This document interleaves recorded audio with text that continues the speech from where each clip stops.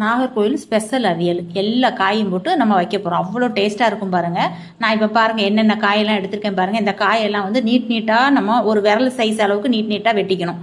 எல்லாத்தையும் வாழைக்காலேருந்து எல்லாத்தையுமே நீட்டாக வெட்டணும். கருணக்கிழங்கு மட்டும் தனியாக வெட்டி கொதிக்க தண்ணியில் போட்டு 2 உப்பு மஞ்சத்தூள் போட்டு வேக வச்சோம். ஏன்னா அது லைட்டாக அரிக்கும் பார்த்தீங்களா, அதனால இந்த காய் அரை வேக்காடு வந்ததுக்கப்புறம் கருணக்கிழங்கு போடணும். இந்த காயில் வந்து கொஞ்சம் லைட்டாக ஒரு அரை ஸ்பூனு சில்லி பவுடரும் கொஞ்சம் உப்பு கருவேப்பிலை தேங்காய் எண்ணெய் ஊற்றி நல்லா பெரட்டி அதுலேயே தண்ணி வரும், தொளிக்க அது வெந்துடும். அப்புறம் கொஞ்சம் மாங்காய் போட்டுட்டணும். அதுவும் ஒரு வெந்ததுக்கு அப்புறம் நம்ம கருணக்கிழங்கு வேக வச்சதே போடணும். ஒரு அரைப்பு மசாலா, தேங்காய், சின்ன வெங்காயம், பச்சை மிளகாய், ஜீரகம், 2 கடுகு, ஒரு பிஞ்சு அளவுக்கு வாசனையாக இருக்கும். கொஞ்சம் மஞ்சத்தூள் கருவேப்பிலை போட்டு டர் 2 வாட்டி, அவ்வளோதான். அதுக்கு மேலே அரைக்கக்கூடாது.